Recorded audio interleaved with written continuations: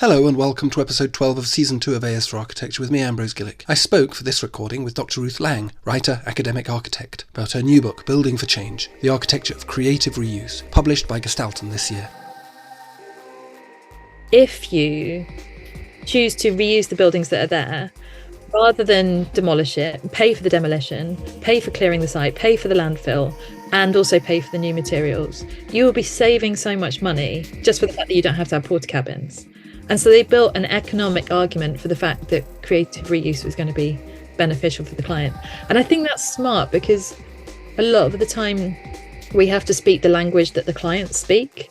That just saying that it's something that you feel passionate about is like you say, some people just don't care, but they do care about something. And once you've figured out what that something might be and you can tap into it, you have incredible leverage to figure out actually how you might collaboratively work together. AS for Architecture, a podcast about architecture, buildings, urban culture and space. Hello and welcome to another episode of AS for Architecture. I'm here today talking to Ruth Lang, Dr. Ruth Lang. Ruth, would you be so kind as to introduce yourself? Yeah, hi, thanks so much for inviting me. Well, I'm an architect by training. I'm currently teaching aspects of professional practice at both the RCA and the London School of Architecture. I'm working in practice at May Architects, and I've just started leading the research on low carbon housing at the Design Museum as well. So many hats I'm wearing at the moment. Yeah, I saw on Twitter you posted this morning that or was it yesterday? You're officially a 4-lanyard household, which I thought was a new metric for describing over busyness. So what we're talking about today. My boss, Chloe Street Tarbatt, who's the head of school at the Kent School of Architecture, she saw your book. I think Chloe studied at the RCA. I think so. I'm not quite sure. But anyway, she saw your book, Building for Change, The Architecture of Creative Reuse, which is something that Chloe and I am really interested in, published by Gestalten this year, no less. And it's a really beautiful kind of dream publication, really, the kind of stuff that architectural historians and theorists sort of dream of getting even 5% of that many glossy images in it. And I thought, and so, yeah, I just kind of wanted to speak to you about that because you're obviously an expert in that. But I thought perhaps we could start by talking a little bit about your journey to practice, because I think that's a really important and interesting part, particularly the way that you've diversified your practice into so many different expertises and fields. Yeah, but I think it came from a very conventional background. When I was studying, I think I had the pressure of the 7-year course idea in mind that I was desperate to try and fire through as quickly as possible, and worked for various sort of scales and types of practices along the way. And after qualifying, I think I just felt a bit of frustration about the fact that practice wasn't quite living up to the expectations that I'd had as a student. And I was curious as to figure out if there was another way of practicing that might be possible. And I'd always held up the London County Council Architects Department as being this hotbed of creativity in the post-war era. And I was quite heartbroken when I graduated and I found that obviously it had been disbanded many years before, and that there didn't seem to be another way of practicing like that was available at the time I'd graduated. So I took some time out and was very lucky to have a stipend support to and undertake a PhD, firstly at Nottingham University with Steve Parnell, who then moved to Newcastle University, and I acquired my other supervisor, Katie Lloyd-Thomas. That we were really curious about the ways of practicing, about the influence of the spaces and the feedback loops, the kind of proximities to other forms of architecture that might be influential, and the sort of permeability of the artistic community in London at the time, about how that all influenced their work. And I came out of that with the kind of really revitalized vision of what was possible for practice, and was really keen to see about how that might actually gain traction in contemporary practice as well, which is something I'm still working on, but it's something I'm working on in more of an academic environment than I was anticipating. So these are the kind of ideas that we're exploring at the LSA and the RCA. with the students, thinking about how we might set a new agenda which has a more equitable future in terms of social justice, spatial justice, environmental justice, and racial justice, that will have kind of greater influence on the ways that we practice and the architecture that we produce as a result. And having been in academia for quite a long time, I was looking for a bit of a change, because I think you need to shift roles to get different perspectives on what it is that you're doing. And so working as a journalist, working as an academic, and then going back and working in practice at May has really helped flesh out some of these ideas, which felt quite abstract at first, but to think about like the kind of traction that they have in terms of the ways that we procure buildings particularly, but also how we're going to have to change in terms of the ways we design, procure, occupy, use, and demolish buildings in a climate emergency, which is obviously how I ended up writing the book on creative reuse. Yeah, man. Whistle stop tour of my career. Where did you study? Nottingham. No, I did my part 1 and my part 2 and a random master's I threw in for good measure, all at the University of Portsmouth. And Sir Colin Stansfield-Smith, who and Wendy Potts and Martin Pierce, kind of key tutors for me whilst I was there. And I also then went on to do did my part 3 at the Bartlett, and then did my PhD finished my PhD at Newcastle. Yeah, I studied under Steve Parnell and Rosie Parnell at Sheffield before they went up there. I don't know if Rosie went up there, but I knew Steve did. Yeah, she has. Yeah, she's professor. There you go. That's really wonderful. So there's this kind of idea. So you're looking at your PhD thesis is LCC orientated, unpacking an alternative. And I mean, I suppose in what ways was it different, say, for example, to what we understand to be conventional practice? I mean, because the LCC is held up in this. I've even students now looking at the LCC and looking at some of the outputs, particularly of the 60s and into the 70s. And it is held as this sort of high point in socially conscious architecture for justice in a very broad sense, but also, and this is where it perhaps is a little bit different, good quality architecture that is consciously and clearly designerly in its intent and in its outputs. So where does it differ? Like, what does it look like that is so different to practice now? I mean, it's a really interesting scenario, because I think the outputs, the architecture, are the things which are readily available. A lot of the records about how that came to be I thought were going to be readily available when I started the PhD, and it turns out a lot of those kind of records have been lost, or there isn't actually an account that was kept in the first place. So a lot of the PhD was trying to piece together information from different kinds of archives, whether it's like private collections or national archives that weren't necessarily counted as being architectural, to try and figure out what that story was. And I think one of the key differences is the ways that architecture was commissioned and the kind of procurement process, the proximities of the different disciplines that were involved in the architects department itself down on the South Bank, meant that you could have quite open conversations with architects, educationalists, engineers, quantity surveyors, landscape designers, who were all working in a similar environment.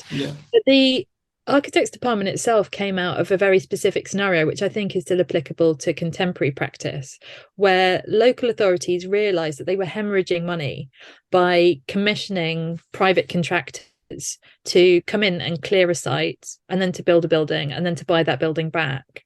And they realized that if they could take that in-house, they'd be saving enough money to pay for the services anyway.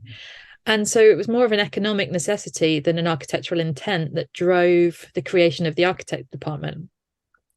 But because of the position that gave them, where they were able to take full control of the design of the buildings that they were creating. So there was a housing department, a schools department, the special works department, which became kind of more general works, which is to do with civic buildings, and also a planning department, meant that they were able to sort of stem the hemorrhage, the economic hemorrhage that ordinarily would come into a project, and have much tighter control on the quality that was created as a result, which I think is testament to the buildings that are still standing today and how highly are revered. I mean, even the ones that have been demolished, things like Pimlico School down in South London, but the name of the architect is escaping me. I can remember his first name. That's really frustrating. God, what's his first name? John. Doesn't help. Doesn't narrow it too much. Exactly. I'm gonna look it up online. John Bancroft. That's it. Thank you very much.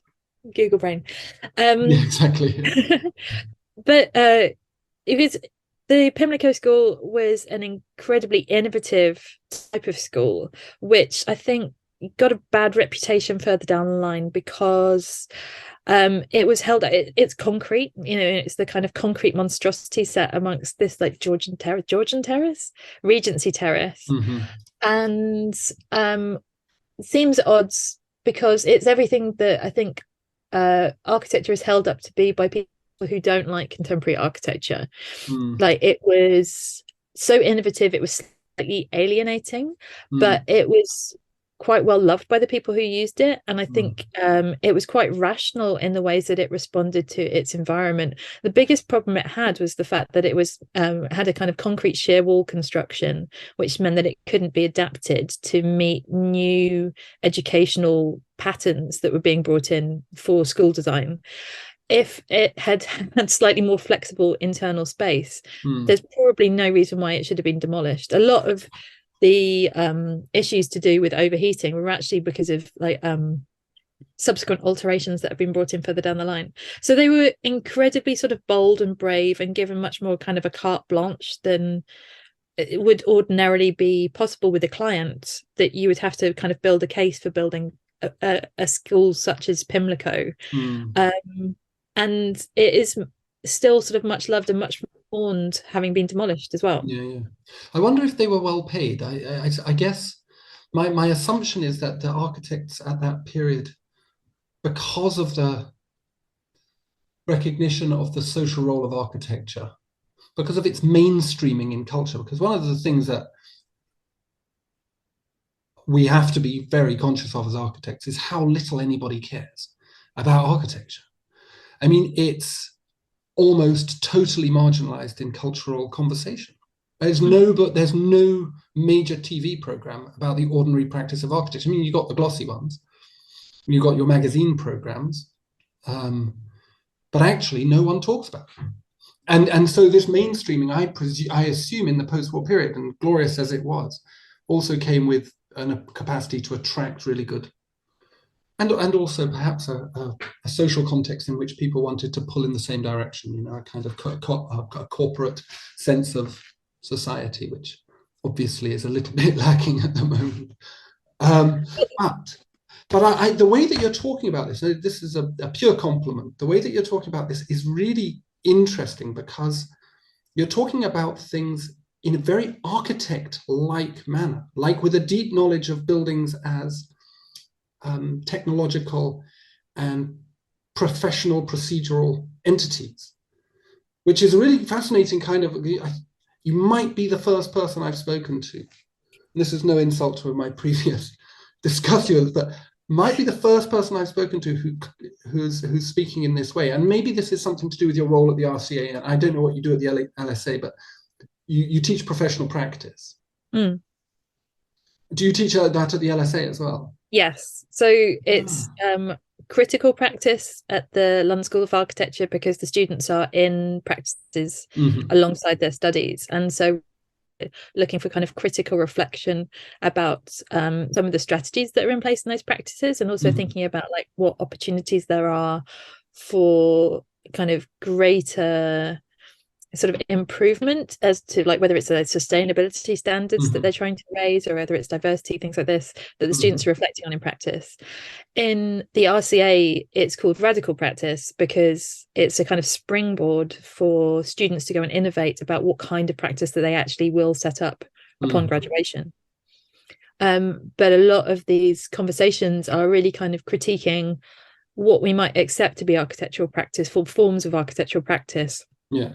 And I think, like, similar to you're saying, that there isn't any platform for like really discussing in a mainstream way architecture as an output. I also have a frustration with the architectural press that there isn't anything that we have no way of talking about architecture as process a lot of the time. And we're all fighting the same battles. There are lots of hurdles that we're all trying to overcome. There are lots of things that are solved purely by CPD networks that are kind of shared frustrations about trying to implement new regulations or standards, but also maintain a kind of degree of creativity. And all working in a kind of very volatile economic climate at the moment. So how we could pool our resources to find like ways to be more nimble and collaborative and like critically reflect on the practice of architecture as well as the output, I think would be really fruitful for us as a profession.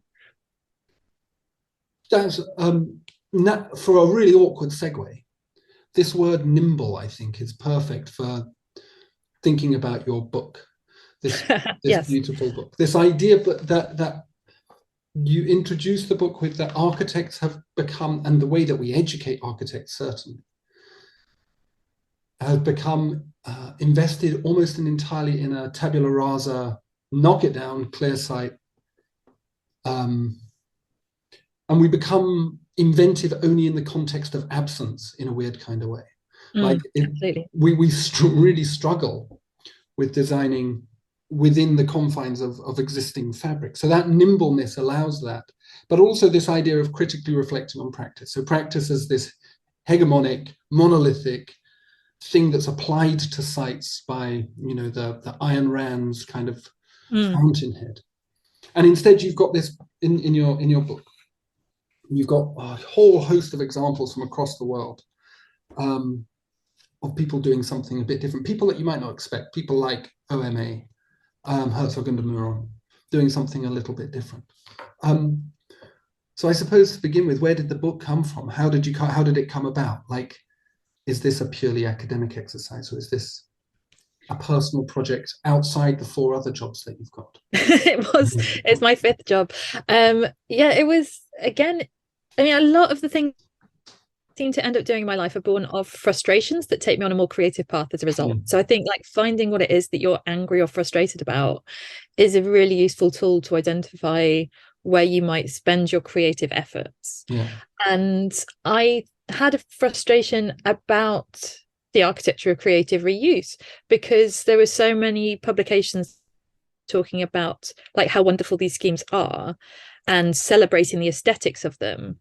Whereas I was looking at these and thinking like, how the heck do you get there? Like, seriously, what do you start off doing? What is the impact of this? And then speaking to architects who had undertaken those kind of projects, realizing that if we go through the normal path of things like the RIBA plan of work, you're not taking into account the opportunities to adopt creative reuse strategies in the design. So, for example, speaking to Michael Dillon, who was the project architect at May Architects on the Sands End Art and Community Centre, he was talking about like the use of CLT technology and about how you had to have the contractor involved for that a lot earlier on in the process than would be anticipated, in order to make sure that you could refine the structure as much as possible and reduce the foundation designs and therefore reduce the overall carbon consumption of the building. So it's a kind of real sort of shake up of the expected rhythm of the plan of work that's required if we are to reduce carbon consumption in our buildings. So if I'm right, that would mean that you would have to get the contractor involved before you even submitted for building control. Oh yeah, absolutely. And I think so it wouldn't be a standard package and then out to tender. It would be they would be in the conversation from almost from the get-go.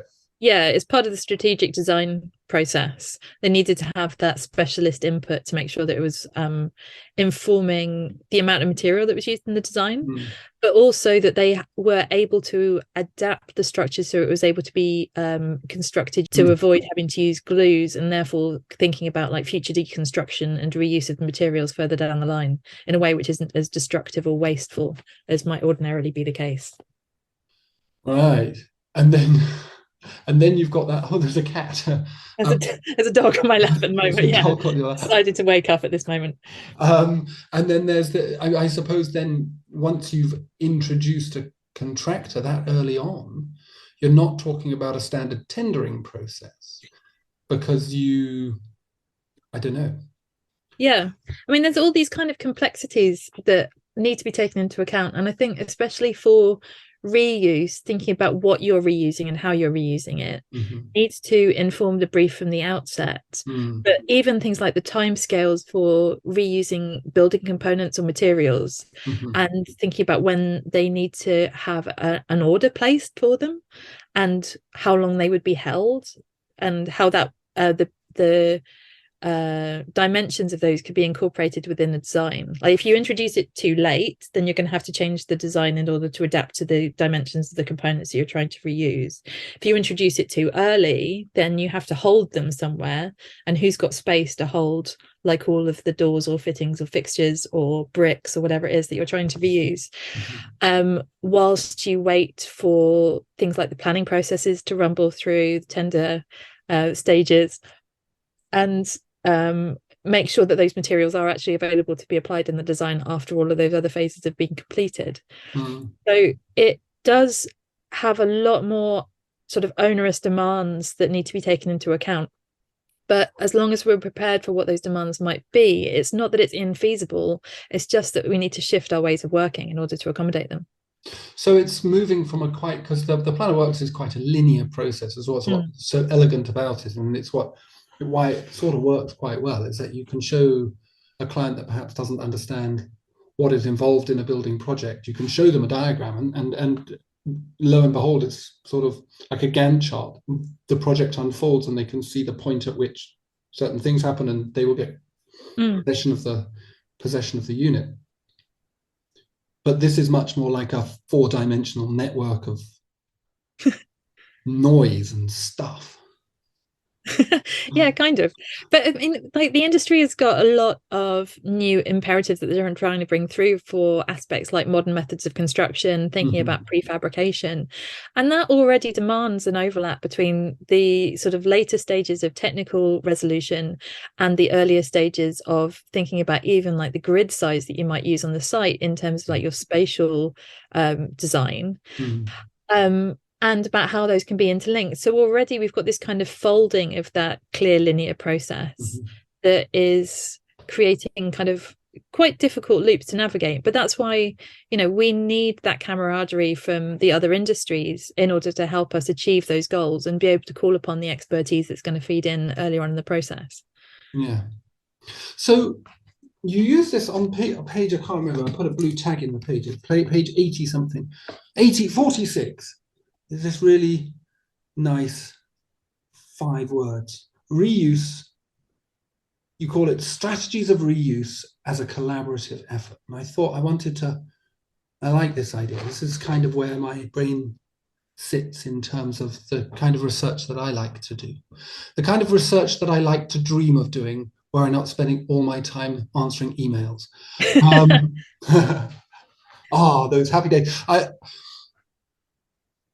There's this kind of, so what I'm really interested in, and you describe it in all of the projects, maybe we should talk about the projects themselves, but maybe we can talk about the projects some of the example projects in your book, through example, through case study, as it were. There's this idea of the design process, I think, in all of these projects as a creative process. And I think that there's this sense, perhaps certainly in younger architects, I certainly felt it, that there's architecture and then there's all the crap you have to do around procurement and tendering and all of that kind of nonsense, which isn't architecture, It's just what's needed to be done to make architecture happen. And the way that you're describing it so far, and the way that the book describes it, is that the design process itself is a designerly activity, is a creative activity. And I wondered if you could speak a little bit about your views on that as a architect and as the author of this book, I suppose. Yeah, it's interesting because I mean, it's something that I was talking to my RCA students about this morning as well, that it's not just the ways that we design the designing of buildings and design the procurement of buildings, but also how we design the practices that through which we practice architecture. Yeah. They're all creative acts, and they all have a site and an environment and a beneficial effect that you're trying to bring to that environment, but that you can't really intervene without understanding the landscape as it stands. So thinking about like the procurement process and the opportunities for bringing opportunities for lowering carbon are really critical to figuring out how we're going to overcome a lot of the hurdles that and why people aren't already adopting those strategies. And I think the undertaking of part 3 was, in my mind, a box ticking exercise when I did it, because I wanted to be able to call myself an architect and not feel like I was going to get lynched by the ARB as a result. You know, it's much easier than trying to explain to someone why, hang on, haven't you been in education for 7 years? Why are you still an assistant? Yeah. Like, when are you actually going to get on with it? And then having to explain about like protection of title and blah, blah, blah. So I really wanted to be an architect for that reason. But doing the part 3 and understanding more about those processes, which I think are usually held at arm's length when you're doing your part 1 and your part 2, almost in the same way that, like, when you learn to drive a car, you're not allowed on the motorway until after you've passed. Like, there's so much understanding about the kind of greater team structure and stakeholder involvement and the different agencies and influences that mean that, like, that the Howard Rourke figure of the fountainhead, of being this pantocrator that is in charge of absolutely every single aspect of their design, is just, it's a lie. It's a fairy tale. And we're actually great as a profession, I think, listening and collaborating and absorbing other knowledges is key to successful architecture ultimately. And so just embracing the fact that, like, you're not in control, but that you do have agency and creative agency within that process. And you don't need to be swept along by these other processes that we just haven't confronted through our education. The more that we know about them, the more that we can intervene. And I think that holds some, like, really exciting potential for how we might adapt for the future as well. Yeah. But this issue around collaborative effort in creative reuse, is your impression, is your experience that creative reuse projects require a more collaborative effort, or just a different sort or different kind of collaborative effort? Is it a qualitatively different enterprise in terms of this collaboration, this kind of co-productive thing? Or is it just more of it? I think, because we can all do more. You know, you just get on another worker, or you just drink another can of Coke and just work harder. But if it's different, then that does present a problem. And I can, well, not a problem, but it maybe an opportunity. But it certainly means in terms of education of architects, and it is a different game, isn't it? Absolutely. No, sorry, I thought when you said more, I thought you meant just that you have to collaborate with a wider range of people, rather than like you have to be working harder and longer. But which I think is also true. But it definitely depends on the project. And I think this is like breaking down into different scales of thinking about the reuse of materials, reuse of buildings, reuse of sites, and also building for future deconstruction. Each requires different forms of collaboration, and in some of the projects, obviously, those overlap. And so there are more necessary points for collaboration that are built into that process. But the team and different people that are involved, I think, is quite radically different for the different projects that are there. So there were some brilliant forensic archaeologists who were working on the Taikwan Center with Herzog and Murad in Hong Kong, who were looking at the historic structure and fabric of the building, and having to undertake X-ray scans to figure out what it was made of in the first place. Because the initial strategy was like, well, we just have to make sure that it's going to stand up, so we'll just reinforce the structure, which obviously is a huge waste of materials and really increases your carbon consumption. But looking at it and understanding it and figuring out how it could be reinforced more strategically, and whether it had the structural integrity it needed in the first place, meant that they had lower interventions that were required as a result. So that research really fed into the extent of the design process, and also about how much of the nature of the original building could be retained as a result. Whereas the Emo de Movimiento restaurant, as being a social collaboration where you have a designer who has an agenda for thinking about how you might reuse materials, but is working with very old school Spanish artisans to think about how new materials might be used in old ways, but old materials might be used in new ways as well, is more of a kind of collaborative effort and a two-way exchange of knowledge and experience. That's a really nice way of opening it up. Do they cost more?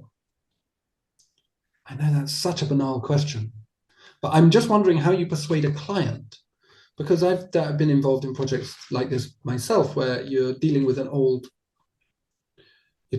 skin of a building, and you think, well, you get the structural engineer around, it's a tiny budget, we'll just stick some timber, we're not even going to check.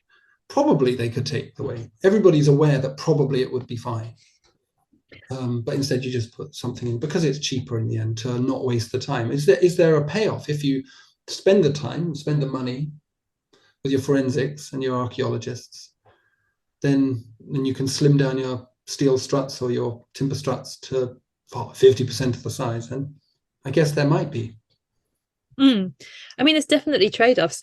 It's interesting that you say that, the fallback is always to the conventional of like, well, let's bring some steels in and like hope for the best, because that is definitely like the risk averse approach that I think the industry is more geared towards. And talking to another architect, Matt Barnes in Cannes, who had a brilliant piece of creative reuse where he had a client who basically had just a load of stuff that they wanted to make into like the structure of their studio. So they had some old scaffolding frames that they wanted as a roof truss. And they were speaking to the structural engineer, and the engineer was saying, well, why don't we just put some steels in? And they were like, the whole idea is that you're reusing this. Like, can we take this as the starting point and stop thinking in like a more conventional way? And so trying to reconfigure that process of collaboration and the assumptions on which design calculations are based is really useful, because if they just reverted to type, then they wouldn't have been able to use them, or it would have been an aesthetic only, and therefore would have increased the cost. But they did find a way around that, and there's a really interesting other kind of knock-on effect about how the building needs to be maintained because it's built from a slightly unconventional structure, but maybe that's for another time. But one of the kind of fundamental projects that inspired the book was DKCM's Harrow Arts Centre project. And I was actually speaking to Christina Montero about this because she was nominated for the W Awards from the Architectural Review. And over the course of speaking to her, it was like, for me, it was just such a joy to have like this free license to talk to an architect about their practice and really revel in like the processes and the nuances of the design, to like try and draw that out through the ways that I would write about her work for the AR. And I'd seen a lot of the pictures of Hack, and I thought it was a really beautiful juxtaposition of this lightweight contemporary intervention amongst the old sort of character, very recognizably historic fabric of the existing building. But their process was one of economic negotiation before aesthetic negotiation. So Christina has a kind of solid personal ethos about the ways that we need to reuse architecture rather than demolish and rebuild, about rewilding, about biodiversity in cities. And she applies that to every one of the projects that they undertake. Yeah. And so her argument was like, well, one, do we have to clear the site before we build this beautiful art centre? And two, if you are going to clear the site, you're going to have to pay for a load of porta cabins. And porta cabins are ludicrously expensive. So actually what they were able to do was go back to the client and say, if you choose to reuse the buildings that are there, rather than demolish it, pay for the demolition, pay for clearing the site, pay for the landfill, and also pay for the new materials, you will be saving so much money just for the fact that you don't have to have porta cabins. And so they built an economic argument for the fact that creative reuse was going to be beneficial for the client.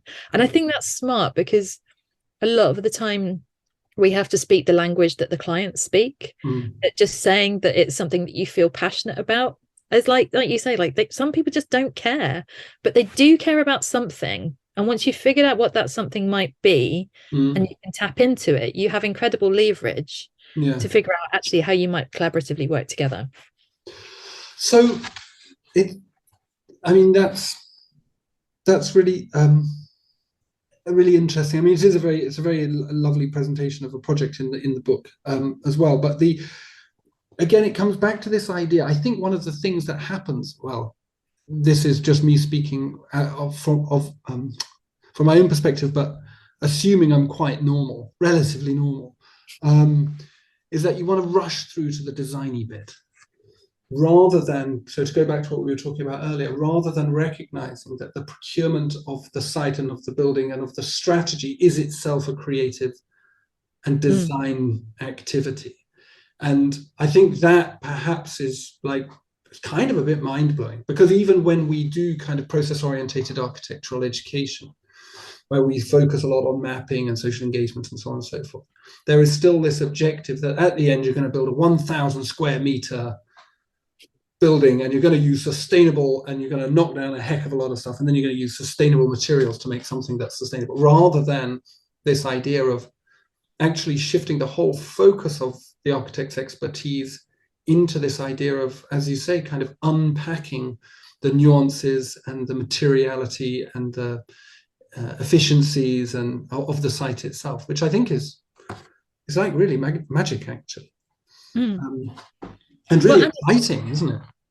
Yeah, and the social narratives too, because I think obviously a lot of the time we're quite remote from the sites that we take on as designers in education or in practice, and going in and listening to the communities and figuring out what it is that they value about those schemes is incredibly important. The Salah Beckett scheme that's in the book by Flores and Prats has a beautiful video that was produced by the practice about that sort of forensic surveying of Salah Beckett as it originally stood, and the kind of, I think, very caring attention to detail that was put into all of the kind of cataloguing of the sites, because they wanted to figure out like how you could reconfigure something without removing its character, and to maintain a lot of the stories because it was such a central hub for the community.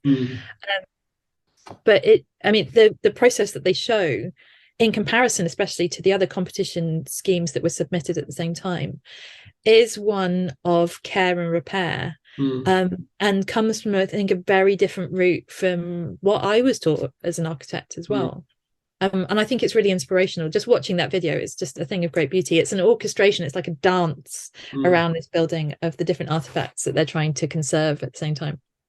I've been writing notes as you've been talking. I've not just been looking at my phone, by the way. Whenever I look down, I wonder these days, when I look down, people think, oh, he's just looking at his bloody phone. No, I'm not, I'm writing notes. And I wonder, the word that came to mind when you were talking about it is this idea of imagination, that we're kind of having to,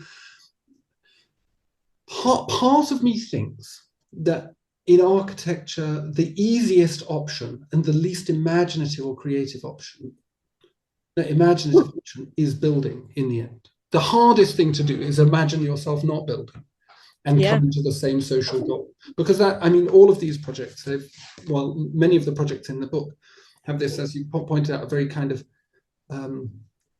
conscious. Should I go and stop the dog from barking? Hang on. It's okay. Sorry. Wait. Oh.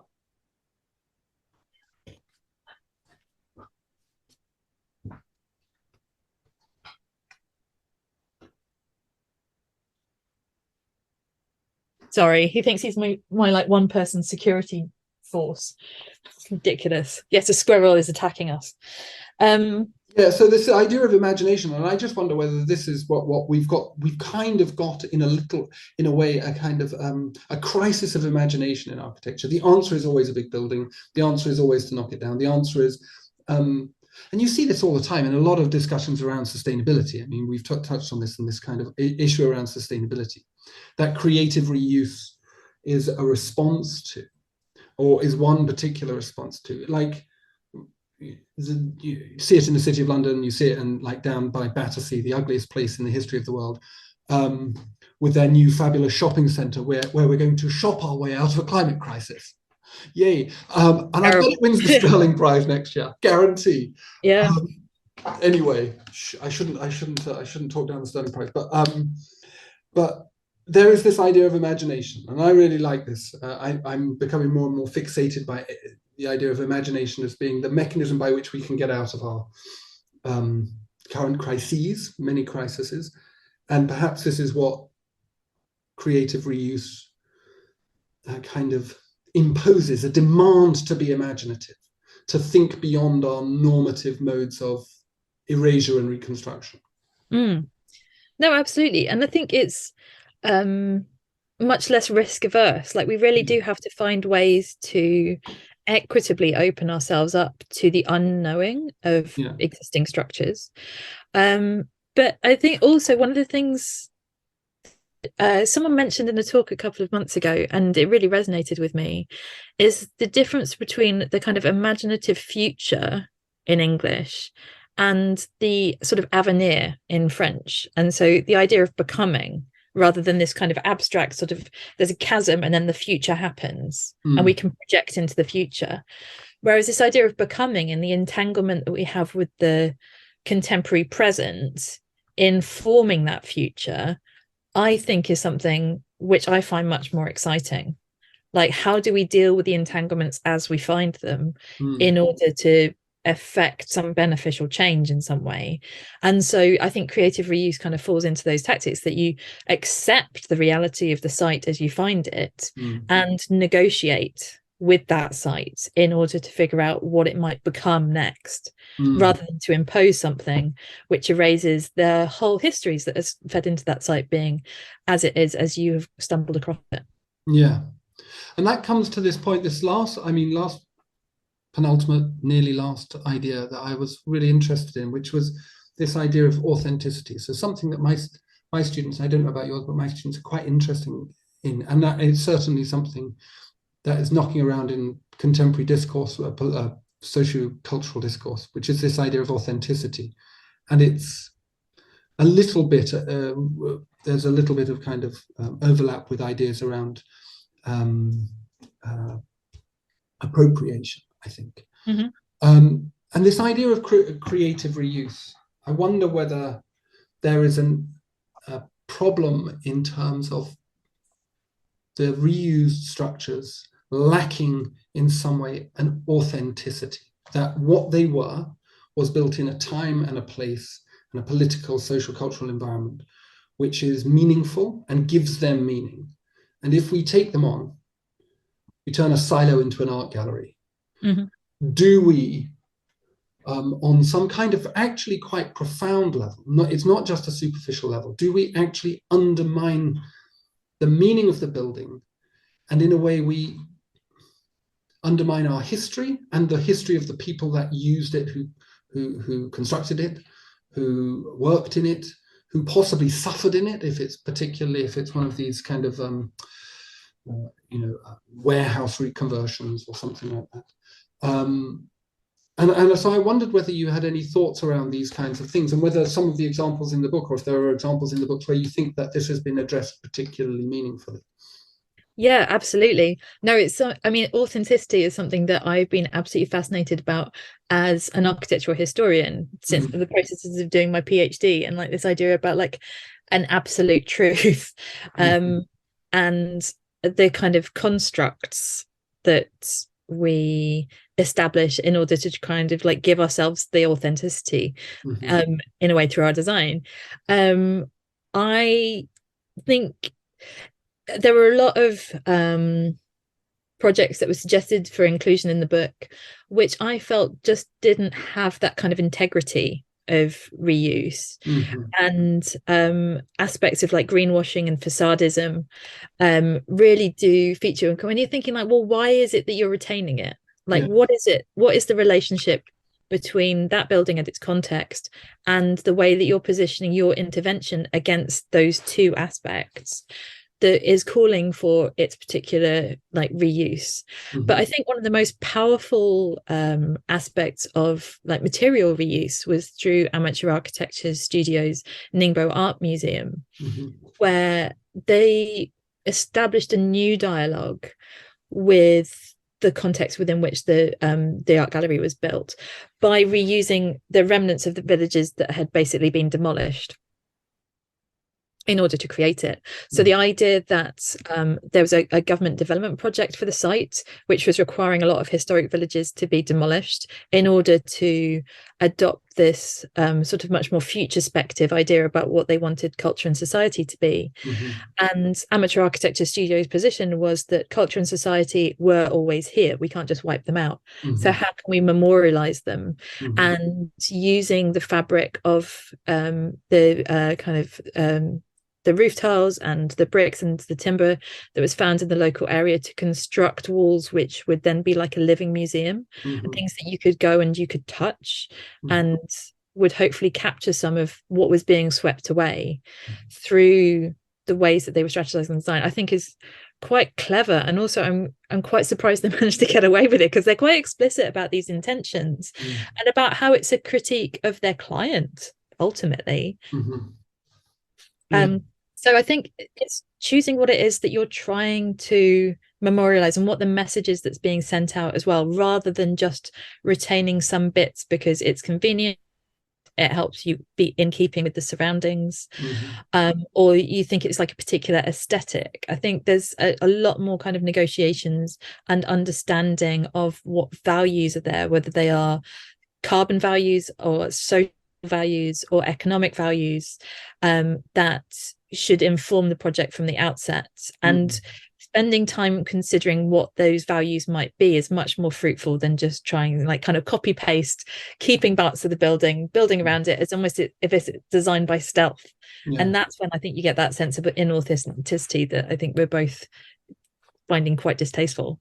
It can be rather distasteful, but there is also the other thing, the kind of the demands of the present, which are demands for a more sustainable form of architecture, and in a way that becomes the pressing motivation, doesn't it? So we can kind of, I suppose what I worry about is that the pressure of that to maintain, to not knock down, to carbon capture in some way or other, is done in such a way that the emotional content and the cultural content of architecture is not considered sufficiently, such that it becomes in a way an insult to the past, but also to potentially the people that existed within it. No, I completely agree. Well, there's a first time for everything. The last issue I really was interested in is that in the book you talk around buildings mostly, but the scale of the problem, and this is in every report on the built environment's role and responsibility, production and use of built environment's role and responsibility in, for example,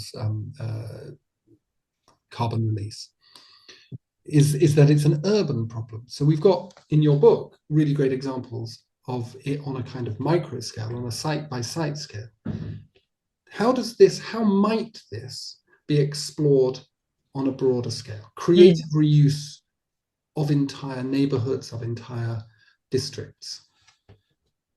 Yeah, absolutely. And I think that kind of infrastructural reuse or rejuvenation is a scale which felt like, yeah, maybe it was slightly beyond the remit of this book, but there definitely seems to be a call for it and wider thinking, because I think a lot of the schemes I had in mind when I was thinking about the kind of audience and the kind of strategies that we need to employ are in relation to client projects which might have occupation of a site, but how they could employ each one of these four strategies, but wider thinking in terms of planning, master planning, governmental initiatives, and local government, things like the local planning frameworks are going to have to take into account how reuse might actually be at the core of these new strategies that are coming through.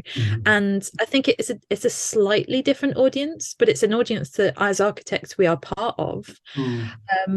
And that there are other strategies that we need to be pushing for in the ways that we practice and the collaborations that we become involved with as well in setting that agenda. So are people involved with setting their local plan? Are people involved with writing guidance for the interpretation of the legislation in how that might be applied to the design of neighborhoods, for example? And I think a lot of those times we distance ourselves because we don't feel like we've got the capacity to take that on. But if our voices aren't there, who is going to start pushing for the adoption? I think there's some really amazing initiatives such as Civic Square up in Birmingham that I've been keeping a close eye on recently. I was talking about, like, Imi is talking a lot about how we need systemic change and we need systemic change now.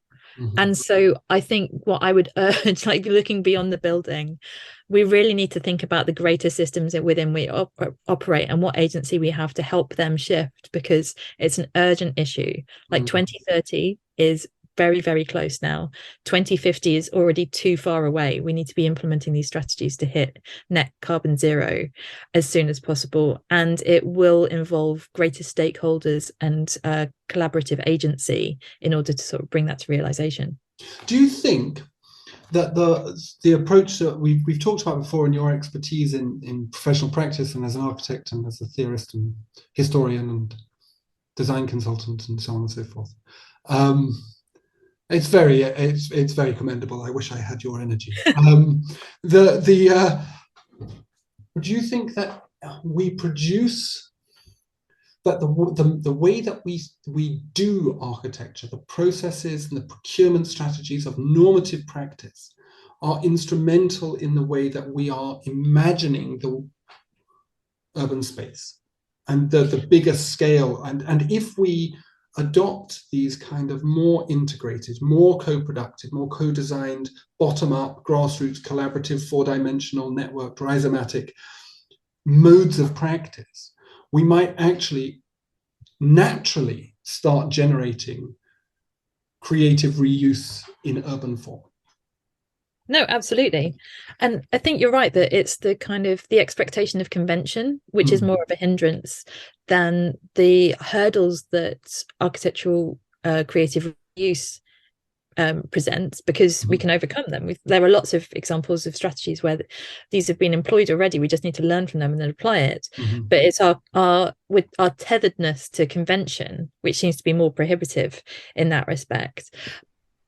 Also, I think our sense of our need for control, that the Howard Rourke character, like, is obviously fictional, but is a real issue in that we are taught to desire that ultimate control, and we have to open ourselves up to the vulnerability of not knowing, and also not being able to dictate what an outcome might be, but to be one of the participants within a much richer process of negotiation, which I think kind of goes against the kind of character of maybe people who are drawn towards architecture in the first place.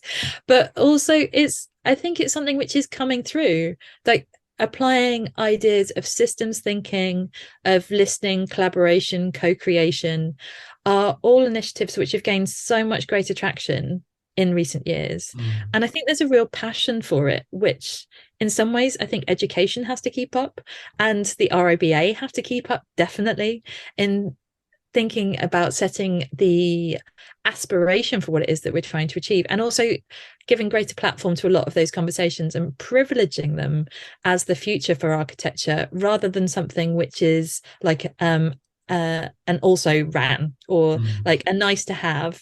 This is a great thing which is happening, but also, architecture is architecture.